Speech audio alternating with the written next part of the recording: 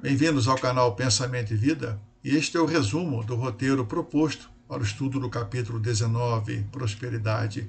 Cabe ressaltar, uma vez mais, que a nossa proposta aqui é de divulgar conteúdos. Eu faço sim um comentário ou outro, mas a ideia não é essa, para não estendermos demais esses vídeos. Porém, fica o convite e mesmo a sugestão para que não só esses conteúdos, como também outros tantos, venham a ser discutidos em grupo, estudados e, acima de tudo, compreendidos, para que possam ser bem vivenciados. Vamos então ao nosso estudo? Prosperidade. Objetivo: discernir o que é prosperidade, tendo como base o caminho do espírito até o Criador. Questão número 1. Qual é, neste mundo, o parâmetro mais comumente utilizado na medição da felicidade? Resposta: na Terra, o indivíduo costuma aferir o tamanho de sua felicidade pelo quanto já possui do que considera indispensável. O necessário não lhe basta. Aqui coexistem os que se satisfazem com pouco e os eternos insatisfeitos, cuja alegria está no ter, em detrimento do ser. Mais uma vez aqui fazemos referência à parábola do rico insensato, aquele mesmo que, dirigindo-se à sua alma, disse o seguinte: farei isto, derribarei os meus celeiros e edificarei outros maiores. Depois nós temos em O Céu e o Inferno, que quanto mais próximo do estado primitivo, mais material é o homem. E finalmente Paulo de Tarso: se não tiver caridade, nada sou. A questão da produção do rico insensato, que cresceu, mas que ficou armazenada e não distribuída, portanto, não vemos sentido nisso, mas retrata fielmente o estado primitivo. Quanto mais próximo está a criatura da matéria, mais primitiva ela é. E aí vem Paulo de Tarso nos dar o caminho para sermos, e não apenas termos, através da caridade. Porque viemos de Deus e para Ele estamos retornando. E sem a caridade, nada somos, apenas temos. Questão número 2. Por que há diferentes formas de compreender o que é prosperidade? Resposta: conta-nos a história que, na ânsia de superar a tudo e a todos, acreditando ser esse o propósito de toda a existência, não foram poucos os que, sem medir esforços na busca por destaque e gozos passageiros, acabaram se perdendo no caminho. Entre esses estão os que, mais permeáveis à recepção dos ensinos que dia a dia lhes foram fornecidos, dispuseram-se a alterar suas convicções, vindo então a adotar novos rumos. Sabedor da vida futura e dos valores requeridos para tê-la em abundância, Jesus revelou a importância dos bens terrenos, mas recomendou aos homens que acumulassem tesouros no céu. Jesus, em o Evangelho de Lucas: pois que aproveita o homem ganhar o mundo inteiro e perder-se, ou prejudicar-se a si mesmo. Verdade. Nada desse mundo levamos, né, gente? Porém, nada impede que façamos da nossa permanência aqui algo útil, que faça sentido, para que não nos percamos. Questão 3. Por que nem sempre essa mudança de percepção acontece em curto prazo? Resposta: tudo em a natureza tem seu tempo certo. Assim sendo, convém não esperar que antigas maneiras de enxergar as coisas se modifiquem da noite para o dia.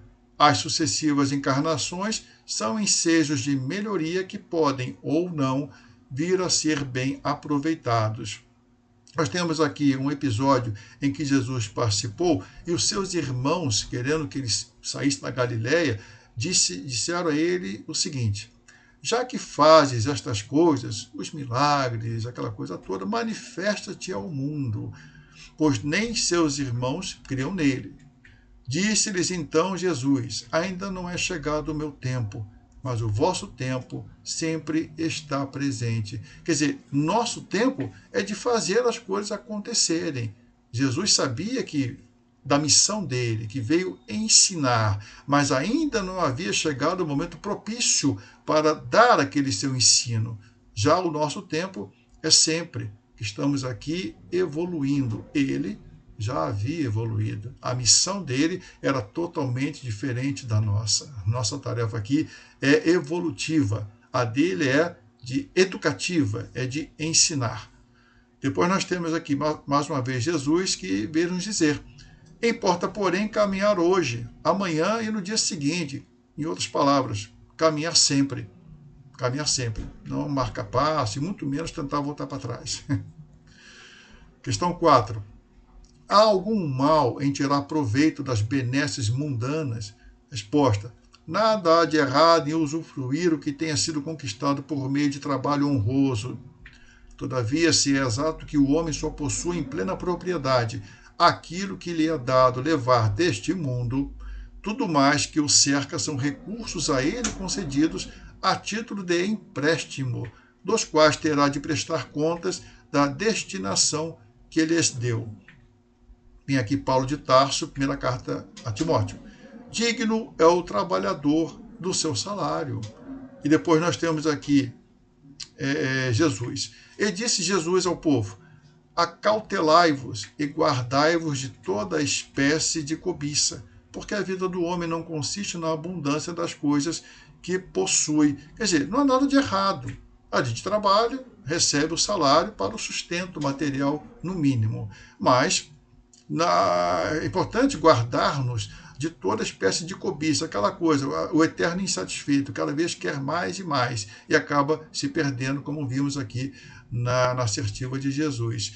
Porque a vida não consiste na abundância das coisas, e sim no oferecimento, na questão de se oferecer, de servir. Questão 5.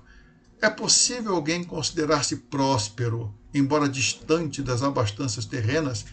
Resposta: sim, mas esse sentimento é próprio dos que já compreenderam que ninguém é verdadeiramente feliz sem oferecer contributo à prosperidade do próximo. Se é dando que se recebe, o que mais dá será sempre aquele que cada vez menos necessita, porque muito já lhe foi dado e mais ainda se lhe dará. As posições ocupadas pelo homem ao longo de suas várias existências constituem valiosas oportunidades que lhe são proporcionadas para um fim útil. Nós temos aqui Jesus em o Evangelho de Mateus. Digo-vos em verdade que bem difícil é que um rico entre no reino dos céus. Não o rico como nós conhecemos, quer dizer que ter dinheiro é condenável? Não, não é isso. É o rico egoísta, é aquele que não tem abnegação. Estamos lembrados aqui do jovem que o procurou dizendo qual é o caminho para a vida eterna, mas ele não quis se desfazer dos seus bens conforme a orientação de Jesus. Também não é para virar um pobretão, não é isso, mas para dar bom uso daquilo que ele tem. Depois nós temos aqui, em o Evangelho segundo o Espiritismo: se tendes amor, tereis colocado o vosso tesouro lá onde os vermes e a ferrugem não o podem atacar. Quer dizer, não é deixar de ter o patrimônio, as coisas do mundo, mas é fazer delas algo produtivo. É abnegação acima de tudo, não deter para si próprio, porque o nome disso é egoísmo. E a caridade é justamente o seu oposto. Questão 6. Como se distingue na prática a verdadeira prosperidade daquela que é apenas aparente? Resposta: mesmo os melhores momentos vividos neste mundo não representam a felicidade prometida aos eleitos. No entanto, aqueles que desde já manifestam sua confiança em um Deus justo e bom, atendendo-lhe a soberana vontade, são os que mais brevemente a conhecerão. Os recalcitrantes nem de longe serão esquecidos, porém mantidos dela afastados, até que façam por também merecê-la. Jesus, em o Evangelho de João, muito conhecida a frase, como vimos na prévia: o meu reino ainda não é aqui. Não é aqui exatamente que vamos encontrar a verdadeira prosperidade ou o sinônimo felicidade. Não é aqui. Vamos aqui em o céu e o inferno, onde está essa suprema felicidade. A suprema felicidade consiste no gozo de todos os esplendores da criação, que nenhuma linguagem humana jamais poderia descrever, que a imaginação mais fecunda não poderia conceber. Recomendo os interessados que vão até essa obra da codificação e procurem todo o texto, que é belíssimo. Mas, acima de tudo, o resumo é que não é deste mundo a suprema felicidade. Ainda não é daqui, não é aqui o reino de Jesus. Questão 7. O que leva a providência a distribuir meios aos que, não os sabendo empregar, por não lhes reconhecer o valor, acabam se prejudicando perante a lei? Causa e efeito, né, gente? Resposta. Na lei divina não há acasos, nem privilégios. E Deus provê a todos os seus filhos o de que necessitam para alcançá-lo.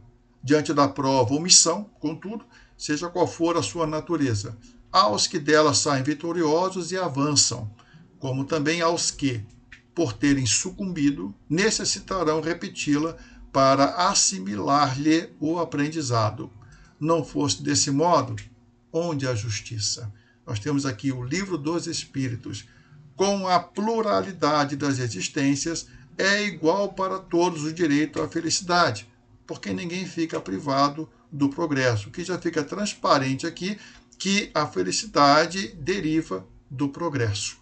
E depois nós temos Paulo de Tarso, como está escrito: ao que muito colheu, não sobrou, e ao que pouco colheu, não faltou. Deus sempre onipresente, sabe o que precisamos e nos dá tudo aquilo de que carecemos. Portanto, cabe-nos sim fazer a nossa parte, hoje e sempre, né, pessoal? Vou deixar com vocês a conclusão. Conquanto não seja deste mundo, a verdadeira felicidade é o destino de todos os homens, que para ela caminham mais ou menos rapidamente, conforme a medida do esforço esclarecido e consciente que façam para alcançá-la. Também vou deixar a leitura complementar de título Caravana, de Meimei. Gente, olha, fique com Deus, até uma próxima oportunidade e um abraço.